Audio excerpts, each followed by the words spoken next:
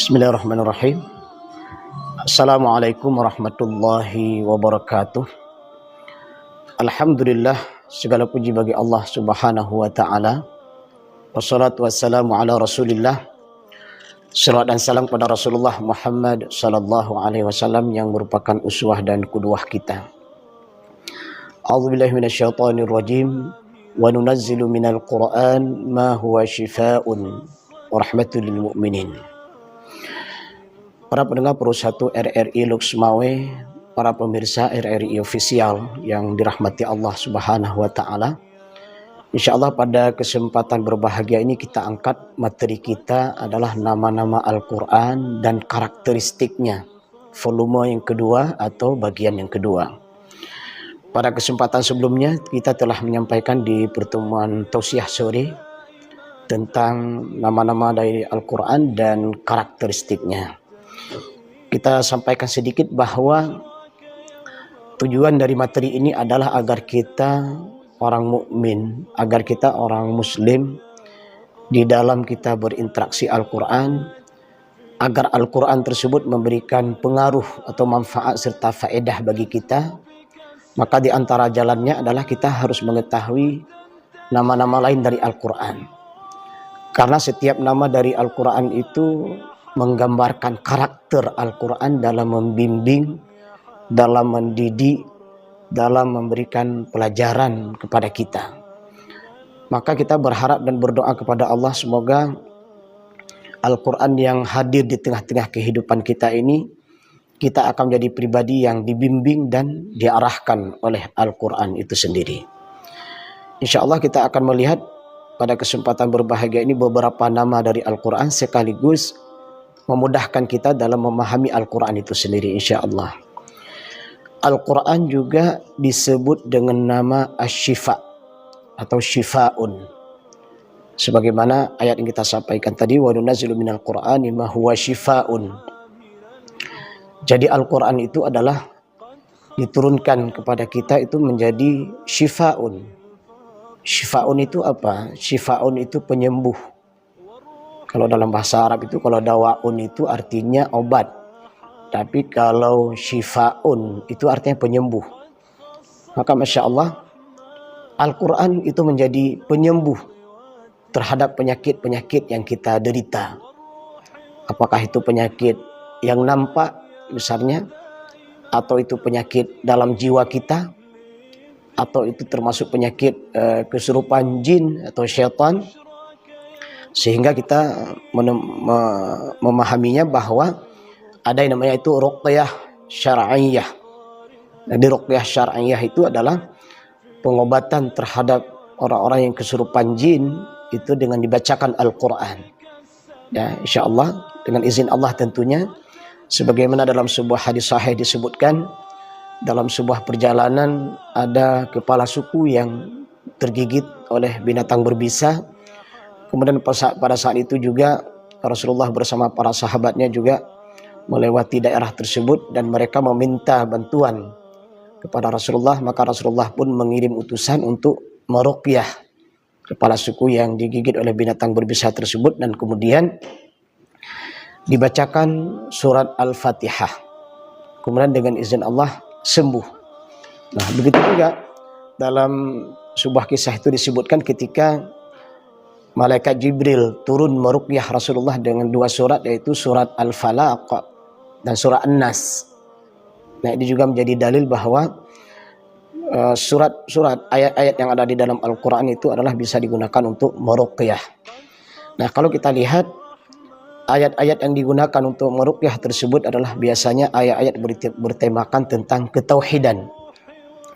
Mungkin ada yang bertanya, apa maksud atau apa tujuan di antara ayat-ayat untuk meruqyah tersebut adalah ayat tentang ketauhidan? Karena sesungguhnya jin yang telah masuk ke tubuh orang tersebut itu tauhidnya rusak.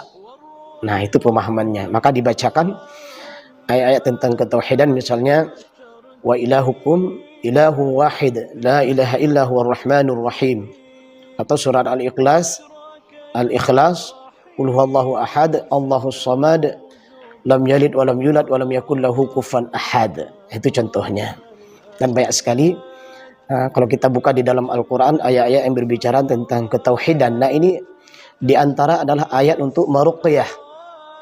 Nah, kenapa ayat ketauhidan yang kita baca? Karena sesungguhnya jin yang sudah masuk ke tubuh manusia berarti tauhidnya sudah rusak. Maka tugas peruqyah tersebut adalah membaca ayat-ayat tentang tauhid dengan sebuah harapan sehingga jin tersebut sadar dan keluar dari tubuh orang tersebut.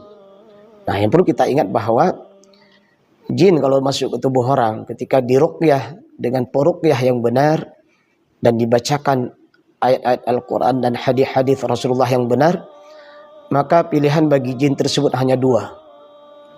Pilihan bagi jin tersebut hanya dua. Dia keluar atau mati. Nah, Masya Allah, ini juga menjadi sebuah pemahaman yang harus kita sampaikan kepada masyarakat kita, bahwa ketika ada saudara-saudara kita yang sakit, maka mereka diruqyah, maka bacakan Al-Quran.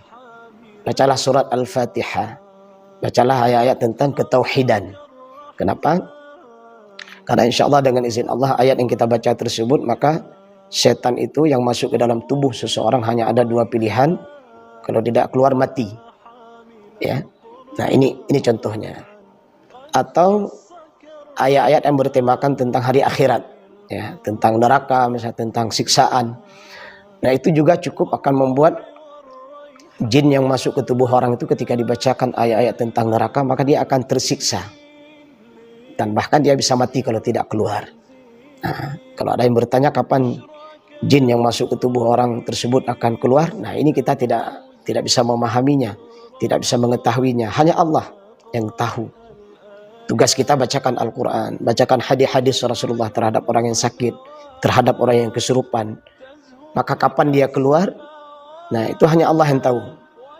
Allah lah yang akan memberikan rahmat kepada orang tersebut. Allah lah yang maha kuasa yang akan mengeluarkan jin dari tubuh orang tersebut. Nah, di sini juga menjadi sebuah catatan bagi kita antara ruqyah yang syar'i dengan ruqyah yang tidak syar'i. Ya, kalau ruqyah yang syar'i itu namanya ruqyah yang benar. Kalau ruqyah yang tidak syar'i namanya perdukunan. Nah, ini hati-hati. Jadi perlu juga kita sampaikan ciri-ciri perdukunan. Misalnya saja dia saat mengobati seseorang, katakanlah dia kesurupan atau ada gangguan penyakit dalam tubuhnya, maka dia akan membacakan kalimat-kalimat yang tidak jelas. Dia tidak membacakan ayat Al-Quran, dia tidak membacakan hadis-hadis Rasulullah, tapi dia membaca kalimat-kalimat yang tidak jelas. Nah, ini berarti dia perdukunan. Ataupun terkadang dia membaca di awalnya Bismillah, Bismillahirrahmanirrahim, tapi setelah itu kita tidak tahu apa yang dibaca. Ya, kita tidak paham apa yang dibaca dari kalimat yang setelah dia baca basmalah. Nah, ketika dia membacakan kalimat-kalimat yang tidak jelas, ya hanya mulutnya saja qomat kamit, nah ini juga perdukunan.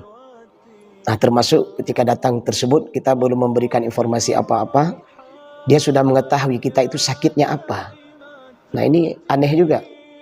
Dokter saja kalau kita datang berobat, maka dokter itu akan bertanya kepada kita, Bapak sakit apa? Keluhannya apa? Itu dokter. Tapi kalau dukun, saking bodohnya itu, masa begitu kita datang dia tahu Bapak sakit ini, Bapak diguna-guna di sini, maka ada jin yang masuk di tempat ini, maka jin dalam tubuh Bapak besarnya segini, nanti jinnya itu diutus begini dan seterusnya. Nah, ini ketahuilah tukang sihir seperti ini adalah jangan dipercaya. Maka Rasulullah mengatakan barang siapa yang mendatangi tukang sihir, maka 40 hari 40 malam itu tidak diterima sholatnya. Na'udzubillah, hati-hati. Nah, kemudian setelah dia mendatangi tukang sihir, kemudian dia mempercayai syarat-syarat yang disampaikan oleh tukang sihir tersebut, maka Rasulullah menyebutkan dia telah kafir kepada Al-Quran. Hati-hati. Ya, jangan sembarangan. Kita mendatangi tukang sihir, mendatangi saja 40 hari 40 malam tidak diterima sholat kita, terus kita menuruti syarat-syarat yang dia sampaikan. Nanti Bapak ambil paku, nanti pakunya itu diketok di pintu depan 2 biji, diketok di pintu belakang 2 biji, nanti kasih jeruk purut, nanti ditanam di depan rumah 2 biji, ditanam di belakang rumah. Kadang-kadang dikasih air raksa, disuruh masukkan ke dalam kamar mandi kita. Ini kan tidak masuk akal. Itu kan air yang berbahaya, kenapa dimasukkan ke kamar mandi? Nah, begitu juga dengan syarat-syarat yang lain yang tidak masuk akal. Pertanyaan, kenapa kok aneh-aneh sekali persyaratan yang diberikan oleh perdukunan tersebut? Memang aneh, karena dia berkawan dengan syaitan. Nah, lihatlah itu. Para dukun itu akan memberikan syarat-syarat yang aneh, disuruh cari binatang yang sulit kita dapatkan. Misalnya seekor ayam yang bulunya yang aneh gitu ya, yang tidak pernah kita lihat, atau memiliki kakinya yang warnanya berbeda, kaki sebelah kiri warna kuning, kaki sebelah kanan warna hitam. Mana dapat ayam seperti itu? Susah kali kita carilah, ya nggak mungkin. Nah, begitulah keanehan-keanehan. Belum lagi nanti dia memasang tarif yang mahal. Ya, sekali kita berobat sampai 5 juta, sampai 10 juta, ini kan lebih aneh lagi. Nah, ini hati-hati. Haram hukumnya mendatangi tukang sihir, dan haram hukumnya mempercayai semua syarat yang dia sampaikan. Allah menyebutkan di dalam surat Al-Jin, wa annahu kana rijalun minal insi ya'udzuuna birijali minal jinni fazaduhum rahaqa. Ada sekelompok laki-laki dari jenis manusia mendatangi sekelompok laki-laki dari jenis jin, yaitu tukang sihir. Maka Allah menyebutkan dalam surat Al-Jin tersebut, fazaduhum rahaqa. Orang yang datang ini tambah sesat. Ya, orang yang datang ini jadi syirik. Uangnya habis, tenaganya habis. Dan yang lebih parah lagi adalah bagaimana ketika dukun tersebut mengatakan orang-orang terdekat yang menyiksa orang-orang yang terdekat yang telah menyakiti orang tersebut. Nah, ini lebih parah lagi. Terjadi lagi pertengkaran, terjadi lagi permusuhan terkadang dengan pasangan hidup kita, dengan orang-orang sekitar kita atau rekan kerja kita. Nah, ini sangat aneh sekali. Maka berhati-hatilah dengan perdukunan dan tukang-tukang sihir yang hadir di tengah-tengah kita, karena itu akan membuat kita menjadi syirik. Ya, bagaimana dosa syirik itu? Na'udzubillah, hati-hati. Amal-amal soleh yang telah kita lakukan, amal-amal baik yang telah kita lakukan, maka dosa-dosa syirik tersebut akan menghapus amal kita. Itu baru di dunia. Kalau tidak bertobat, maka dia meninggal dalam kesyirikan, maka Allah mengancamnya dengan api neraka jahanam. Nah, kembali kita kepada nama-nama Al-Quran, yaitu Syifa'un. Al-Quran itu menjadi penyembuh.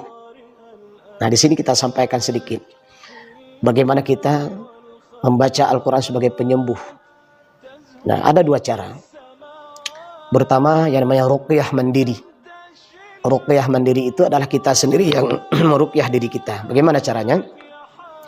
Bacakan Al-Quran, ya, apakah kita membaca sehari-hari. Kemudian setelah kita membaca Al-Quran, maka tiuplah ke tangan kita. Nah, begini caranya. Tiuplah ke tangan kita, kemudian usaplah ke seluruh badan kita yang bisa terjangkau atau dijangkau. Nah, kalau misalnya kita ingin meruqyah anak kita, bacalah Al-Quran, tiuplah ke tangan kita, maka usaplah ke tubuh anak kita. Nah, itu namanya ruqyah mandiri. Tapi jangan lupa, sebelum kita membaca Al-Quran, jangan lupa berniat. Niat apa? Niat syifa'un. Niat apa? Niat ruqyah. Niat apa? Niat ibadah. Nanti jangan lupa, innamal a'malu binniyat. Ini sebelum kita membaca Al-Quran, niat yang banyak. Ya, niat ibadah, niat cari pahala, niat syifa'un, menjadi penyembuh, niat ruqyah, untuk meruqyah. Maka insya Allah dengan izin Allah itu akan memberikan pengaruh terhadap diri kita dengan izin Allah tentunya. Nah, itu namanya ruqyah mandiri. Atau orang lain yang meruqyah kita. Suatu hari Rasulullah mendapati Aisyah sedang meruqyah. Maka Rasulullah bertanya, perlihatkan kepadaku apa yang kamu baca. Maka Rasulullah melihat yang dibaca adalah ayat-ayat Allah dan hadis Rasulullah. Maka Rasulullah mengatakan itu benar. Nah, ini juga dalil selanjutnya bagaimana boleh kita meruqyah dengan membacakan Al-Quran dan hadis-hadis Rasulullah SAW. Nah, model yang kedua adalah orang lain yang meruqyah kita. Artinya bukan diri kita sendiri yang meruqyah, tapi orang lain yang meruqyah kita. Boleh, tidak masalah. Maka sunnah, ya, meruqyah itu adalah sebuah kegiatan yang dibenarkan oleh Allah dan Rasulnya dan sangat bermanfaat. Apalagi dengan perjalanan kehidupan kita hari ini, banyak sekali penyakit-penyakit yang muncul, yang terkadang ada dari ain, ya, penyakit ain, ada penyakit sihir, atau terkadang ada jin tersebut dia masuk ke tubuh kita. Karena ada kesalahan-kesalahan yang kita lakukan. Misalnya saja kita membuang air panas.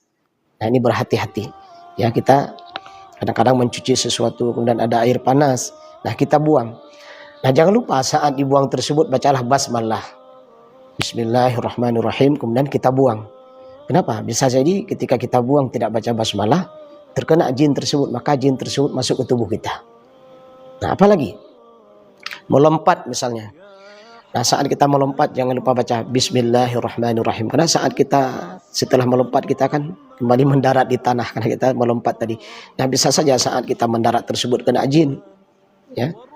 Maka termasuk juga Rasulullah melarang kita membuang sesuatu atau membuang kotoran di tempat-tempat lubang yang berlubang. Nah, itu kenapa bisa saja ada jin di dalam lubang tersebut. Atau juga ada kasus ada jin laki-laki suka kepada seorang perempuan. Nah, sehingga dia masuk ke dalam tubuh orang perempuan tersebut. Atau ada jin perempuan yang suka kepada laki-laki. Nah, ini bisa jadi. Nah, kemudian makanya juga kita diajarkan oleh Rasulullah SAW bagaimana saat memakai baju baca doa. Nah, paling kurang baca basmalah, Bismillahirrahmanirrahim. Kemudian kita pakai dengan mulai dari tangan kanan kita. Kemudian kita saat melepaskan baju dengan tangan kiri kita. Nah, kemudian karena bisa jadi saat kita membuka pakaian kita ada setan. Dia suka melihat kita. Maka bagaimana kita berlindung? Apalagi ketika kita masuk ke kamar mandi, itu jelas sekali hadisnya. Aku berlindung kepada Allah dari jin laki-laki dan jin perempuan. Maka ini juga hati-hati. Di kamar mandi itu jangan musyawarah, jangan buat PR. Ya, apalagi melakukan sesuatu. Ada orang yang suka berlama-lama di kamar mandi, ini tidak boleh. Nah, kamar mandi tempat kita buang hajat.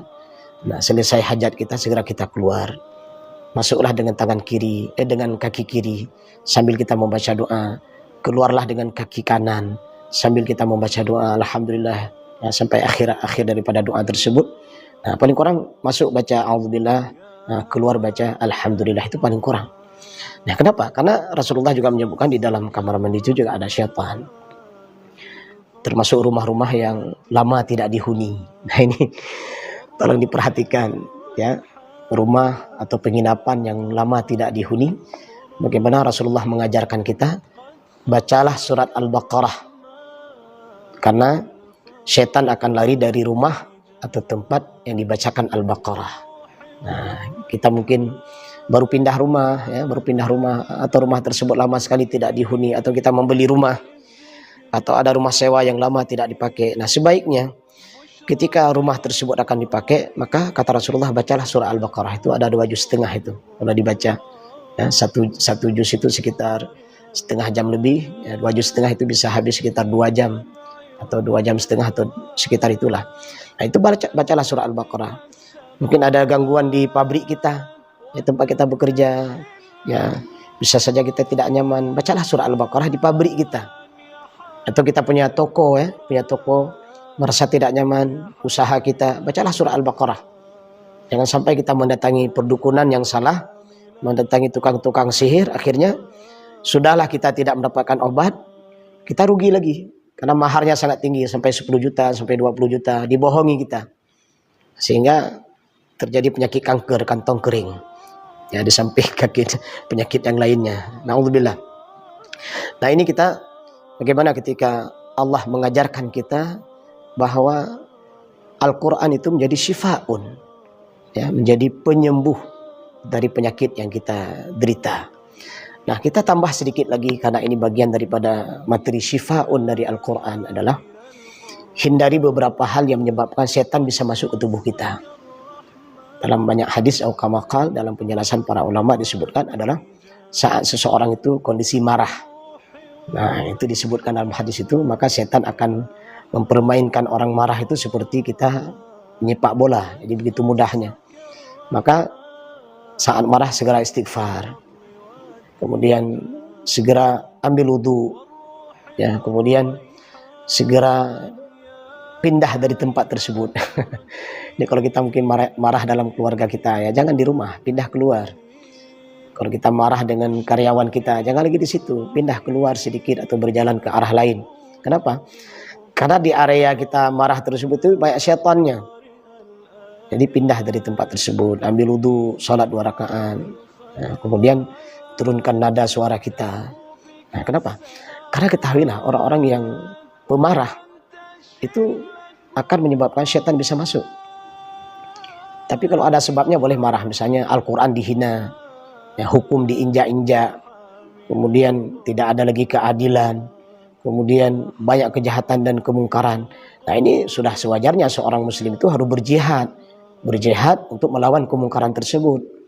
Nah, jadi itu penyebab pertama syaitan bisa masuk dalam tubuh seseorang. Penyebab yang kedua adalah syaitan bisa masuk ke tubuh seseorang karena lalai. Lalai di sini bisa terlihat indikasinya adalah ketika seseorang tidak sholat. Kalau seseorang tidak sholat, itu sudah sangat lalai itu. Kalau perempuan itu sudah tidak lagi menutup aurat. Nah, ini hati-hati. Allah sudah berfirman di dalam surat Al-Ahzab ayat 59. Ya ayuhan nabi qul azwajika wa banatika wa nisa'il mu'minin yudinina 'alaihinna min jalabibihinna. Ya. Jadi Allah sudah suruh kita menutup aurat. Kenapa? Di dalam surat Al-Ahzab ayat 59 tersebut Allah menyebutkan orang yang menutup aurat ada 2 keuntungan. Keuntungan yang pertama apa? Yu'rafna. Nah, coba lihat perempuan-perempuan yang menutup aurat itu akan dikenal dia. Dikenal sebagai siapa? Muslimah. Ini hati-hati. Jangan sampai ada muslimah tidak menutup aurat sehingga orang tidak mengenalnya. Nah, ini muslimah atau bukan? Nah, ini bahaya sekali. Kita menghimbau, mengajak, wahai muslimah, tutuplah auratmu. Ya, karena engkau akan dikenal sebagai muslimah. Yang kedua, Allah menyebutkan keuntungan orang-orang yang menutup aurat adalah fala yu'dzain. Nah, ini masih dalam surat Al-Ahzab ayat 59 ini. Fala yu'dzain itu tidak akan diganggu. Nah, di sini kita harus sampaikan bahwa mereka-mereka yang menutup aurat, mereka tidak akan diganggu. Siapa yang akan mengganggu mereka? Ada 2. Ada manusia dan ada makhluk yang tidak nampak. Ya, manusia yang mengganggu juga disebut syaitan. Berarti syaitan yang nampak. Nah, makhluk yang tidak nampak apa? Jin atau syaitan yang asli. Nah, ini berhati-hati. Kami pernah mendapati seorang ibu-ibu yang sedang berobat di sebuah rumah sakit. Kebetulan berpapasan dengan kami dan terjadi dialog sederhana dengan kami. Pada saat itu dia mengatakan bahwa, Pak, saya sakit sekali kepala saya. Saya merasakan kepala saya itu seperti ada sesuatu benda yang sangat besar di atas kepala saya. Dia mau ronsen. Nah, kemudian dia masuk ke ruang tersebut, kemudian di ronsen. Nah, kemudian saya keluar berpapasan dengan saya karena saya melihat dia tidak menutup aurat. Nah, ini kebetulan kisah nyata dalam hidup saya. Saya berikan nasihat singkat kepada ibu ini. Saya bilang sama ibu ini, ibu mau sembuh enggak? Ada obat murah, saya bilang. Nah, saya melihat ibu tidak nutup aurat. Nah, silakan ibu nutup aurat. Kemudian saya kasih nomor HP saya. Nanti kalau ibu sudah kurang, ibu telepon saya. Nah, ini kisah nyata saya sampaikan. Subhanallah, dengan izin Allah sembuh dia. Ya, beberapa minggu kemudian, ya, 2 minggu entah 3 minggu dia sembuh. Dia telepon saya, Ustadz, alhamdulillah saya sudah sembuh. Nah, ini contoh kisah nyata. Maka ketika Al-Quran menyebutkan fala yu'dzain, maka orang-orang yang menutup aurat tidak akan diganggu. Baik itu setan yang nampak, yaitu manusia, ataupun setan yang tidak nampak, yaitu jin. Ya, maka tutuplah auratmu supaya jin atau setan tidak mengganggu kita. Nah, ini yang kedua. Ya, ciri orang-orang yang diganggu oleh setan atau setan mudah masuk ke tubuhnya. Kemudian yang ketiga, mereka yang euforia. Nah, euforia ini adalah misalnya kita melihat euforia itu bermakna di atas gembira, terlalu gembira. Gembira boleh. Ya, kita ulang kalimatnya. Gembira itu boleh. Tapi kalau euforia, terlalu gembira. Ya, mungkin ada anak-anak kita yang selesai tamat sekolah, ya, tamat kuliah, mungkin naik ke tempat-tempat tertentu atau mengendarai kendaraan tertentu sehingga dia menghalangi orang-orang di jalan, kemudian bersorak-sorai, berlebih-lebihan. Nah, ini bisa menyebabkan seseorang bisa masuk syaitan. Jadi kita ulang kalimatnya adalah gembira boleh, tapi terlalu gembira tidak boleh. Nah, terkadang ada orang tertawa ya, dari pagi dia tertawa sampai siang. Ini kita hati-hati ya. Boleh nggak tertawa? Boleh, karena dengan tertawa itu membuat kita awet muda, katanya begitu. Tetapi kalau tertawanya berlebihan, dari pagi yang tertawa sampai menjelang jam 10 pagi, jam 10 pagi tertawa lagi terbahak-bahak sampai siang, dari siang tertawa lagi sampai sore, tertawa lagi sampai malam hari. Nah, maka kita melihat, ini mohon maaf ya, banyak para pelawak-pelawak itu kan akhirnya mereka hidup, kesudahan hidupnya itu sakitnya berat. Ada yang kanker hati, ya. Mohon maaf ya, kita tidak menjelekkan orang-orang tertentu, tapi kita ingin menyampaikan bahwa pelawak itu munafik. Kenapa munafik? Karena mereka membuat orang tertawa dengan sesuatu yang tidak benar, sesuatu yang salah. Maka itu dianggap bagian dari tanda-tanda munafik, kata Rasulullah. Maka lihatlah akhir kehidupan mereka. Ada yang terhinggap penyakit kanker otak, ada yang terhinggap penyakit kanker hati, kanker darah. Nah, sekali lagi kita tidak bermaksud menyudutkan kawan-kawan kita dari pelawak, tapi hati-hatilah, karena profesi itu dianggap bagian daripada profesi munafik. Boleh nggak kita melucu? Boleh, tapi melucu itu yang benar. Contoh, suatu hari Rasulullah SAW didatangi oleh seorang ibu-ibu, kemudian Rasulullah diundang oleh wanita tersebut. Ya Rasulullah, suami saya mengundang Anda untuk makan di rumah saya. Rasulullah bertanya, apakah suami kamu itu yang ada putih-putih di matanya? Maka wanita itu mengatakan, tidak ya Rasulullah. Akhirnya Rasulullah mengatakan, bukankah di samping mata kita, bola mata kita yang hitam itu putih-putih? Nah, ini contoh. Itu kan lucu juga, tapi benar lucunya. Nah, di kesempatan lain seorang nenek-nenek datang kepada Rasulullah. Ya Rasulullah, apakah nenek-nenek masuk surga? Kata Rasulullah, nenek-nenek nggak masuk surga. Nangis dia. Nangis dia. Akhirnya Rasulullah memanggilnya. Maksudnya adalah di surga itu muda-muda semua, tidak ada orang tua. Nah, benar lawaknya, benar lucunya. Nah, tapi lihatlah pelawak-pelawak hari ini, kita melihat, naudzubillah, pembawa-pembawa acara itu terkadang dengan bahasa-bahasa yang lucu ya. Mohon maaf ini.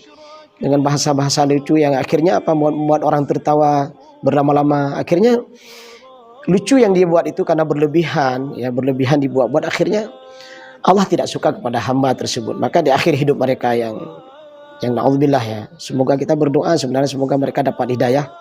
Akhir hidup mereka sakit dengan berbagai macam bentuk sakit yang sangat berat. Nah, ini kita memahami bahwa kenapa setan atau jin bisa masuk ke dalam tubuh seseorang adalah karena euforia, ya.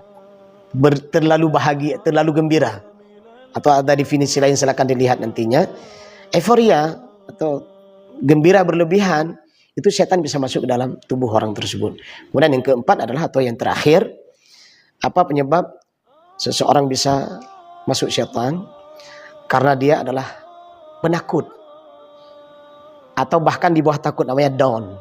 Ya, hati-hati. Maka sering kita melihat saat mahasiswa atau ada siswa yang ikut ospek misalnya kan, sering kita melihat kenapa kesurupan kan gitu.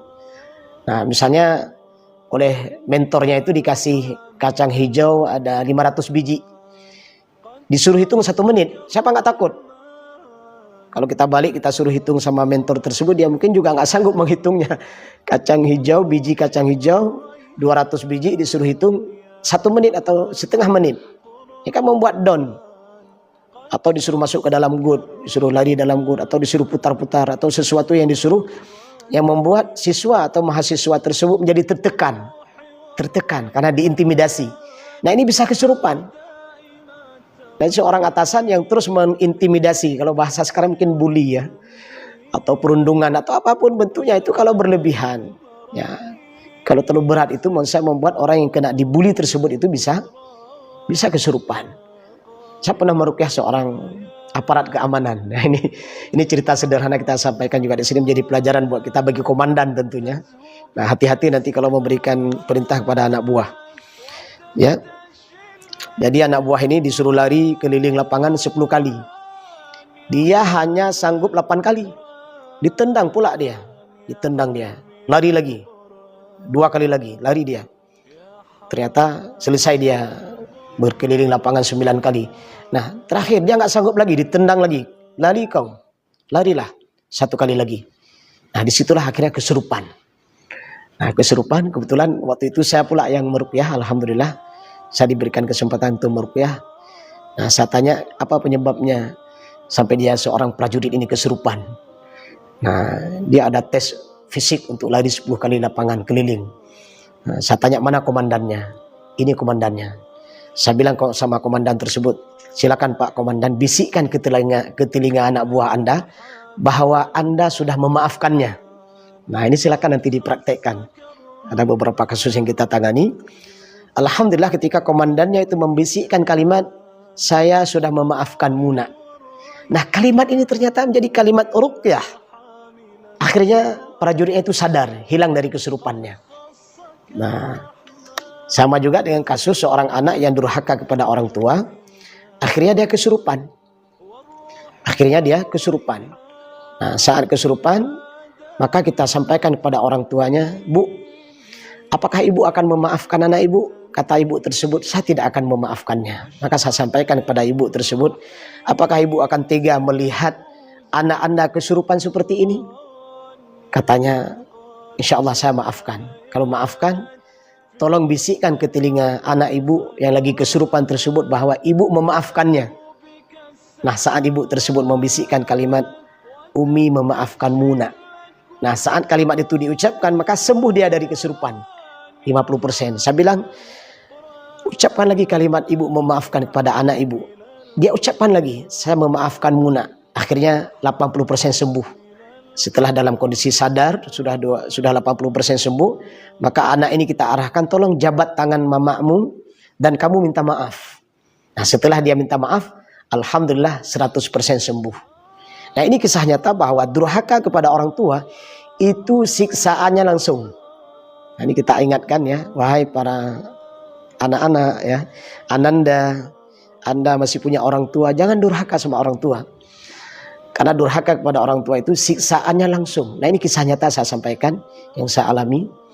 Nah akhirnya ketika orang tuanya memaafkan, maka dia pun sembuh dari kesurupannya.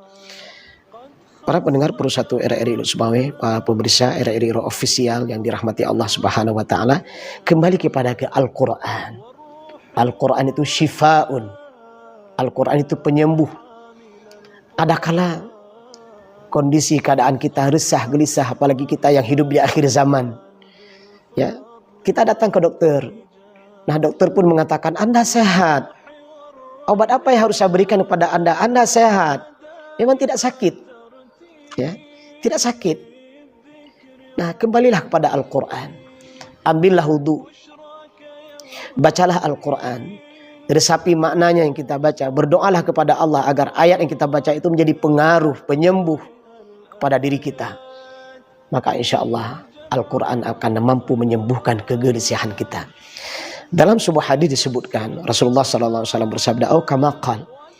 Ada dua orang, satu orang dia berzikir, satu orang lagi membaca Al-Quran.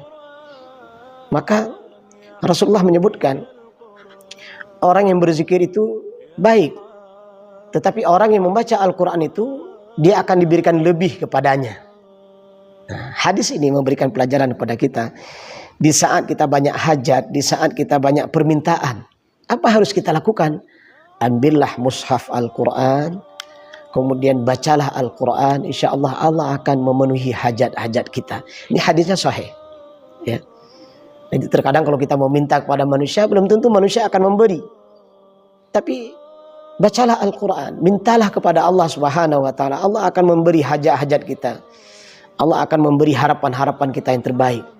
Nah, insya Allah dengan bacaan Al-Quran, karena Al-Quran itu merupakan syifaun. Nah, itu nama lain dari Al-Quran yang kita sampaikan tadi adalah syifaun. Kemudian Al-Quran itu juga dengan nama lainnya adalah Al-Mau'izah. Apa arti Al-Mau'izah? Al-Quran dinamakan mau'izah karena Al-Quran berisi banyak pelajaran dan nasihat yang harus diikuti oleh manusia. Masya Allah. Hari ini dengan banyak persoalan yang kita hadapi, dengan masalah yang kita alami, kemudian kita sulit mencari solusi, sulit mencari nasihat. Ya kita ini butuh nasihat lah. Kita ini butuh taujih. Nah, taujih dan nasihat terbaik adalah Al-Quran. Bacalah Al-Quran, pahami maknanya. Di sana banyak sekali taujih dari Al-Quran, banyak sekali nasihat dari Al-Quran. Bagaimana Al-Quran menasihati kita jangan jadi orang sombong. Karena orang sombong itu akhir kehidupannya adalah binasa. Bukankah umat-umat terdahulu dibinasakan oleh Allah Subhanahu wa taala karena kesombongannya? Al-Quran menyuruh kita mencari makanan yang halal dan baik. Karena kenapa kita mencari makanan yang halal dan baik? Karena makanan yang halal itu akan mendapatkan ridha Allah. Makanan yang baik itu juga mendapatkan ridha Allah. Maka sesuatu yang sangat memilukan dan menyakitkan hati kita adalah hadirnya kuliner makanan haram. Nah, ini hati-hati. Siapapun pelakunya, siapapun yang telah melakukan itu, bertaubatlah kepada Allah. Karena sesungguhnya kuliner makanan haram itu akan mendatangkan murka Allah Subhanahu wa ta'ala. Apa pelajaran lagi dari Al-Quran? Al-Quran senantiasa mengarahkan kita, mendidik kita menjadi pribadi yang terbaik kepada diri dan bangsa dan negara dan agama kita. Bacalah Al-Quran. Karena di dalam Al-Quran begitu banyak nasihat-nasihat kepada kita. Kemudian Al-Quran juga disebut dengan adzikru. Apa arti adzikru? Peringatan. Al-Quran itu banyak memberikan peringatan kepada kita. Misalnya, bagaimana Al-Quran mengingatkan kita jangan menjadi orang kafir. Untuk apa? Agar kita tidak menjadi ahli neraka. Al-Quran mengingatkan kita jangan jadi orang munafik. Kenapa? Karena orang munafik itu tempatnya di kera api neraka. Al-Quran mengingatkan kita jangan jadi orang lalai. Karena orang lalai itu akan menyesal di akhir hidupnya. Banyak sekali peringatan-peringatan dari Al-Quran. Dan yang luar biasa adalah bagaimana Al-Quran mengingatkan kita ketika Anda menjadi seorang pemimpin, jangan zalim, jangan jahat. Karena Al-Quran telah memberikan peringatan kepada kita, pemimpin yang zalim tempatnya adalah api neraka jahanam. Sebagaimana juga dijelaskan dalam hadis-hadis sahih Rasulullah sallallahu alaihi wasallam. Nah, ini Al-Quran An-Nadhir. Ya, nadhira. Al-Quran itu sebagai pengingat. Bukankah kita hidup di dunia ini cuma sebentar? Jangan sampai hidup yang sebentar ini kita lalai. Tidak ada yang mengingatkan kita. Nah, siapa yang mengingatkan kita? Al-Quran. Bukalah Al-Quran. Kemudian juga Al-Quran disebut dengan Al-Bushra. Bushra itu artinya apa? Ada berita gembira. Bukalah Al-Quran. Bacalah Al-Quran. Di sana ada berita gembira. Apa berita gembira dari Al-Quran? Walladzina amanu. Orang-orang yang beriman. Wa amilus solihat. Yang beramal saleh mereka dapatkan surga. Para syuhada, para nabi, para solehin. Itu adalah orang-orang yang telah memerankan hidupnya menjadi orang yang mulia, menjadi hamba yang mulia, dapatnya surga. Nah, ini busyra. Bagaimana Al-Quran juga mendidik kita. Bagaimana menjadi pribadi yang diberikan berita gembira bahwa orang-orang yang beriman dan beramal saleh di saat proses sakaratul mautnya akan mendapatkan kebaikan. Apa kebaikan yang didapatkan orang-orang yang beriman dan beramal saleh saat sakaratul mautnya? Allah menyebutkan tatanazzalu alaihimul malaikah, Masya Allah. Malaikat turun. Ya, kepada siapa? Orang-orang yang beriman, istiqomah dalam keimanannya, dalam kesolehannya saat proses sakaratul mautnya, malaikat turun. Apa yang dilakukan oleh malaikat kepada orang yang sedang menghadapi sakaratul maut? Orang yang beriman dan beramal soleh, menjaga teguh keimanannya, malaikat membisikkan dan mengatakan, fala khaufun alaihim walahum yahzanun. Kamu jangan takut. Kamu jangan takut. Jangan gundah. Wa absyru bil jannah. Karena engkau telah diberitahukan tentang berita gembira untuk mendapatkan surga. Itu orang yang beriman dan beramal soleh saat proses sakaratul mautnya, malaikat turun memberitakan berita gembira dan membimbing orang tersebut untuk bisa mengucapkan 2 kalimat syahadat. Masya Allah. Tapi lihatlah orang-orang yang durhaka kepada Allah saat akan menjalani sakaratul maut, tidak ada malaikat yang turun bersama mereka. Siapa? Yang turun kepada mereka justru syaitan. Syaitan inilah yang akan menghalangi orang tersebut untuk tak bisa mengucapkan kalimat 2 kalimat syahadat. Hati-hati. Jaga iman kita. jaga amal soleh kita, jaga tauhid kita. Karena sesungguhnya orang yang menjaga keimanan, ketauhidan, dan amal solehnya, dan dia akrab dengan Al-Quran, maka saat proses sakaratul mautnya, malaikat turun membisikkan kabar gembira, yaitu kabar surga, dan malaikat turun mendampingi orang tersebut untuk bisa mengucapkan 2 kalimat syahadat. Nah, ini Al-Quran busyra, ada berita gembira. Nah, maka oleh karena itu, para pendengar Perusahaan RRI Rusmai dimanapun berada yang dirahmati Allah Subhanahu wa Ta'ala, mari kita menyadarkan diri kita. Mari kita rehat. Rehatlah pikiran kita. Kembalilah pikiran kita kepada pemahaman yang benar. Kembalilah kepada Al-Quran dan Sunnah Rasulullah SAW. Karena sesungguhnya di sana kita akan mendapatkan kebahagiaan. Masya Allah. Apalagi nama dari Al-Quran ini? Al-Quran juga disebut dengan Al-Hakim. Apa maksud Al-Hakim? Karena ayat-ayatnya memiliki keajaiban, susunan, dan makna yang indah. Masya Allah. Al-Quran turun untuk menyaingi syair-syair jahiliyah. Orang-orang jahiliyah itu punya syair yang hebat, ya, punya pantun-pantun yang luar biasa. Tapi begitu turunnya Al-Quran, ternyata mengalahkan syair-syair orang-orang kafir jahiliyah. Kenapa? Karena susunan daripada kalimat Al-Quran, huruf-huruf Al-Quran, ayat-ayat Al-Quran itu memiliki keindahan yang luar biasa. Maka di awal-awal Al-Baqarah Allah menyebutkan, seandainya jin, manusia, dan makhluk apapun mereka berkumpul untuk membuat satu surat semisal dengan Al-Quran, mereka sungguh tidak akan sanggup untuk melakukannya. Dulu Musailamah Al-Kadzab, nabi palsu, pernah membuat ayat-ayat tandingan dari Al-Quran. Misalnya dia membuat surat tentang gajah, Al-Fil, Mal-Fil, wa ma adraka mal-fil, wa huwa turwulun tawil. Ada lagi surat tentang kata. Ya, kalau tadi itu artinya kira-kira begini. Gajah, tahukah kamu apa itu gajah? Gajah itu adalah memiliki belalai yang panjang. Tidak indah, sangat aneh dan lucu kalimatnya. Jadi nabi-nabi palsu terdahulu mencoba membuat tandingan dengan Al-Quran, ternyata tidak bisa. Ya, yang katanya mereka dulu hebat-hebat. Sampai akhir zaman, sampai akhir kehidupan, detik-detik akhir zaman hari ini, tidak ada satupun makhluk yang bisa menandingi Al-Quran. Karena sesungguhnya Al-Quran itu adalah yang turun dari Al-Haq, dari Allah Subhanahu wa Ta'ala, kalamullah. Jadi Al-Quran itu bukan ucapan manusia, kalamullah.